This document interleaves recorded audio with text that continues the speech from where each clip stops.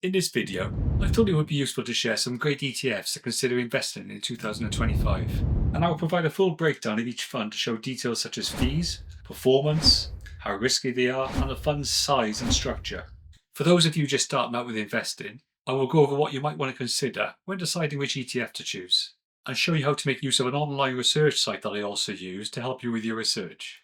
I've left timestamps in the video and chapter times in the description box below to help you if you want to get to certain parts of the video, and I will display a comparison chart of all the ETFs that we discuss as we go along. These ETFs come with great past performance and fantastic returns, and this was one of the many factors as to why I included them in this video. With that being said, I cannot stress strongly enough to you that past performance should not be the overriding factor in why you choose a particular fund. No one can predict whether a fund's past performance will be the same in the future, and the high returns provided by a particular fund might be really nice, but that fund may still not be suitable for you because of the risks associated with it. I don't want you to come away from this video so excited about what a particular ETF returned in the last year, only for you to then put all your eggs in one basket, and to consequently then get poor returns. Seeking higher returns generally means taking on a higher risk, and especially if you're just getting started, you might not fully understand your financial objectives as yet, and whether you have the need to, capacity for, or tolerance to take on the risks associated with some of the high performing funds. We will talk about risk more as we go through each ETF in more detail. All the funds featured in this video are ETFs or exchange traded funds. ETFs are generally more widely available and come with lower fund costs or ongoing charge figures, OCFs as they are better known.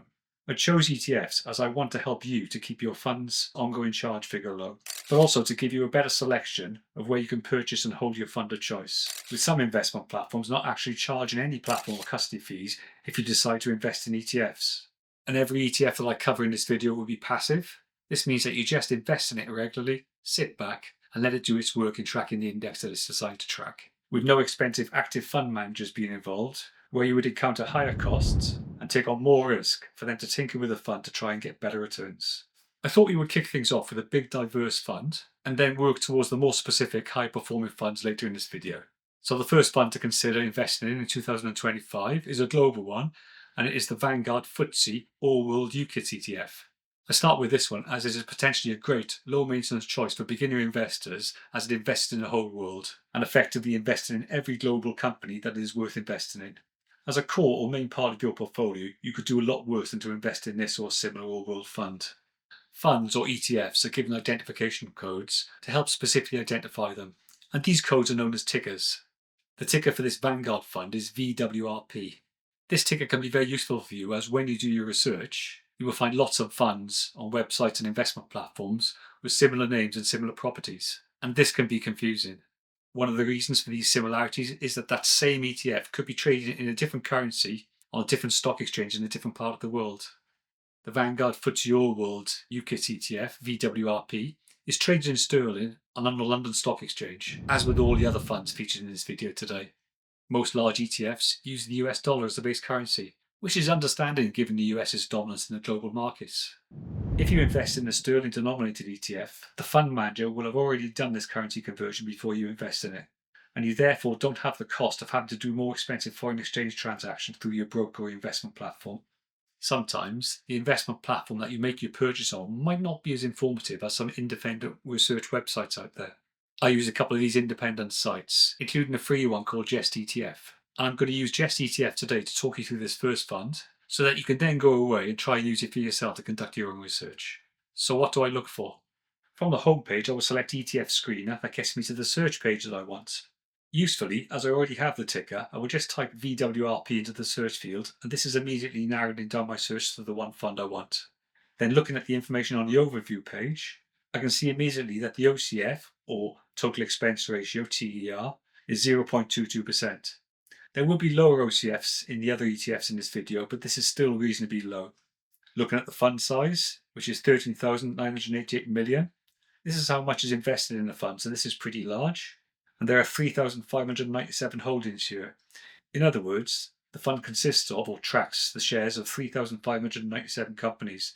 This is pretty diverse. I don't think you would lose any sleep if one of these companies goes out of business, with 3,596 other ones to shore things up. The fund is accumulating.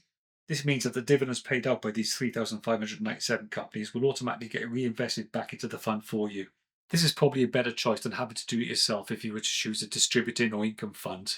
And the fact that you can get two versions of a fund, one being accumulated and one being distributing, is another reason to know that specific ticker to identify the fund that you're after. And the ticker for the distributing version of the fund that we're looking at is VWRL. If you want to confirm whether the fund is passive or active, then you can make use of the KIID document, which will be an attachment to the overview page.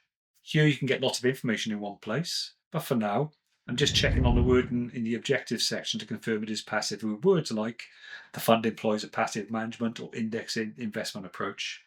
Back on the overview page, I can see that the price of the share is displayed in sterling, GBP, and if I click on the stock exchange tab, this confirms that the investment is traded on the London Stock Exchange. I now just want to quickly go into the basics tab, and a lot of the information here would be duplication of what we have already mentioned or is something I'm going to mention later, so I just want to focus on the index for now. And as you can see, this ETF tracks the FTSE All-World Index. This means that it tracks all parts of the globe, including emerging markets such as China and India. And as a passive ETF, this fund will provide returns in line with the index. Emerging markets makes up about 10% of the global stock market, maybe a little bit less, but it does cover a big proportion of the world population, with countries such as China and India included. Many people see better opportunities for long-term growth here, but given geopolitical issues in many of the countries included here, performance can be volatile. You'll also have to pay higher fees for doing business in these parts of the world as well. Confusingly, MSCI, which is a company similar to FTSE, also does a world index, but their definition of world index excludes emerging markets, so don't assume that the word world always means the whole world. It could just be the developed world if you're looking at one of the MSCI indexes. Back on the overview page, I now want to click on the Holdings tab to take a closer look at those 3,597 holdings. To demonstrate the dominance of the US on global markets, you can see that the top 10 companies are all US, bar Taiwan Semiconductor at number 9. The top 10 companies account for 21% of the fund. Apple currently sits top with 4.23%. This means that any share you purchase in this ETF will consist of 4.23% Apple, in line with the index being tracked. The US as a whole accounts for just over 60% of the fund. As we go through the other funds in this video, you will note the dominance of these large US companies as a recurring theme. This is because most are a part of the technology sector, which is the sector driving financial gains globally, with this sector taking a 26% proportion in this one.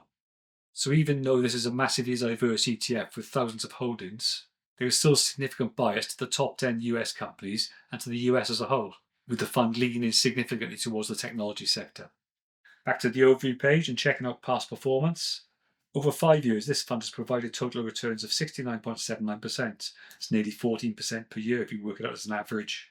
Remember, don't get too fixated on this and just use past performance as a guide. Moving on to risk, and fund companies generally grade risk on a scale of 1 to 7, with 7 being the riskiest. This is not always that helpful and can be a bit of a blunt instrument, as all of the funds featured in this video will be graded as level 6, but there are stark differences between some. What is useful from the graph is that you can see how higher rewards correlates with the additional risk you take on. But there is a better way to compare the risk of a particular investment, and that is to look at standard deviation. Standard deviation is used to measure the volatility or risk of a particular investment. In simple terms, it shows how the price's value deviates from the mean or average value. A higher standard deviation means that the investment's return has more variation and can be considered more volatile. Imagine the daily returns of a highly volatile stock. The returns vary greatly day to day, sometimes high, sometimes low. This spread of data points around the mean is wide. But with a stable investment like a bond, the daily returns of this investment don't vary much, staying close to the average return. This spread of data points around the mean is narrow. Volatility refers to the degree of variation of an asset's price over time. In other words, it's a measurement of how quickly and how much the price of an asset moves. Risk, on the other hand, is the potential for losing money from an investment, or the uncertainty of achieving the expected returns. When an asset has high volatility, its price can swing dramatically in a short period. This means that there's a higher chance of an asset's price moving in an unpredictable way, which increases the risk of investment. In essence, the higher the standard deviation, the more volatile the asset will be and the riskier it is to invest in. You have to weigh up this risk, balanced against the need for your high returns, capacity for loss, and tolerance for this roller coaster journey that you're about to embark on. JustETF shows volatility figures, so you can use this to compare your funds, but to get those 3-year standard deviation figures, I've used another free website called Morningstar. And the 3-year standard deviation for this ETF is 10.31%. For perspective, a more typical range for a standard deviation over 3 years would be anything between 5 to 10%. So this ETF just about fits in with what you would expect from a diverse fund. As an alternative to this fund, you also have the Invesco FTSE All-World ETF, and that one has a ticker of FWRG. This has lower fees of 0.15%, but it is harder to get historic figures for this one, as it is newer and less established with less holdings. So now that we've looked at this first fund through the eyes of the JustETF website, you now have a better idea of how to use it and what to look for. I'm now going to move a little bit quicker through the remainder of these funds with use of the comparison chart that I'll be putting up on the screen. We're visiting the USA for the next ETF that we're going to look at, and this ETF tracks the US's flagship index, which is called the S&P 500. The S&P 500 is one of the most widely followed stock market indices in the world. It represents the performance of 500 of the largest publicly traded companies in the United States, spanning various industries such as technology, healthcare, financials, consumer goods, and more. This diversity makes it a good representation of the US economy as a whole, but it will be less diverse than the global fund that we just looked at, as we're now confined to one region. There are lots of funds that track this index, and one tried and tested fund is the Vanguard S&P 500 UCITS ETF, and this one has a ticker of VUAG if you're looking at the accumulation version. This has a very low OCF of 0.07%. Over 5 years, this fund has provided total returns of 106.06%. Again, over 20% when you're looking at it on a year-on-year average. With this additional reward comes a higher standard deviation figure for 3 years of 17.39%. Less global exposure and less stocks create a less diverse fund that will create higher price volatility and higher risk. But this fund is still diverse, as global markets and global funds are still weighted about 60% towards the US in any case. But the comparison between this and the first one is interesting, and you can see the difference in both risk and reward, even if both are officially graded the same at level 6. Staying with the S&P 500, I thought it would be useful to look at an ESG fund. The purpose to ESG funds is to invest in companies that make a positive impact on the world, whilst also seeking financial returns, with ESG being an abbreviation for environment, social and governance. ESG funds would exclude certain companies that do not meet the standard as determined by the fund and the index the fund tracks. And the UBS S&P 500 ETF with a ticker of S5SD does exactly that, only investing in 314 of the 500 companies in the S&P 500. If this is your thing, then you might want to read the fact sheet and KIID to make sure that the fund's principles align with yours, as funds often have different and generally inconsistent exclusion criteria. But putting ESG to one side for a minute, this fund is worthy of note for reasons of performance, beating the Vanguard S&P 500 ETF with 111.6% returns over 5 years. Although it has reduced holdings from that of the S&P 500, seemingly making it less diverse, the 3-year standard deviation is also surprisingly lower at 12.31%. This fund does come with reasonable but slightly higher fees of 0.1%, and it is a distributing income ETF, so you will have to reinvest the dividends that its companies pay manually. If you are looking to just invest in a fund that tracks the S&P 500 Index, it might be worth you doing some more research on this one to see if it's right for you. Moving on to some very high-performing funds, and let's firstly look at a fund that tracks the Nasdaq 100. The Nasdaq 100 is a stock market index that includes 100 of the largest companies. The index primarily includes technology companies, but also features companies from other sectors like consumer services, healthcare, and industrials, but it excludes financial companies. The Invesco Nasdaq 100 UCITS ETF, with a ticker of EQQQ, is a well-known fund that tracks this index. It's less diverse with only 100 companies, with higher but still acceptable fees of 0.3%. It is a distributed income ETF once more, with fantastic 5-year performance of 156.19%. This is big and equates to over 30% on an annual basis.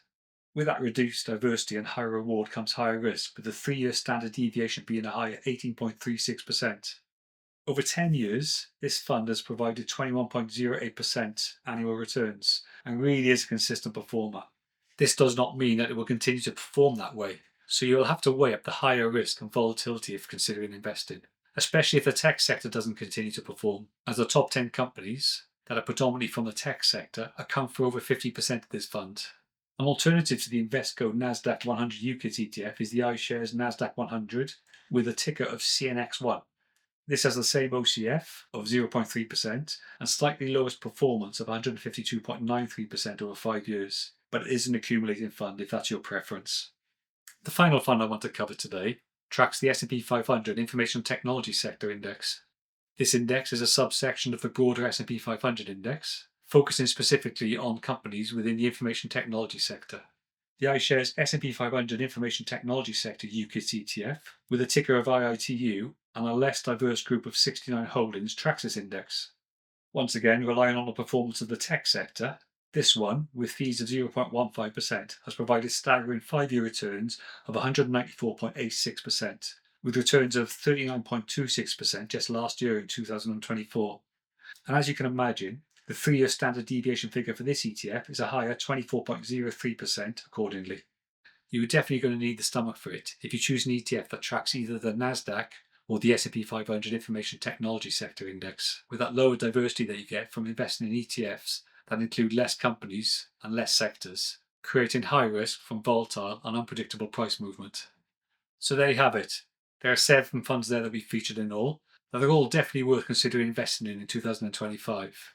You can opt for the less risky, more diverse and less volatile funds that cover the whole world. Opt for a region and sector-specific ETF that will be highly volatile and risky, but with that risk could come fantastic groundbreaking returns. Or alternatively, you could invest in something in between by investing in Vanguard's S&P 500 UCITS ETF, and even suit your values and principles by investing in that ESG fund that we featured. Often, investors choose to adopt a core satellite approach using a diverse global fund as their majority investment and a Nasdaq or tech fund as the remaining 5%. This would allow you to have exposure to those higher, more volatile and risky funds, whilst balancing that risk with that more diverse, safer global fund for 95% of your portfolio. There are many other ETFs not mentioned in this video, and it might be a case of looking at the pros and cons when comparing the ones that you find in your research. In doing your research, have a go at making use of the free websites that I talked about in this video to help you make a decision, and come to your own conclusions about what suits you in your particular circumstances. Please feel free to leave me a comment or to ask any questions, and good luck on your investment journey for 2025. Thanks very much for watching.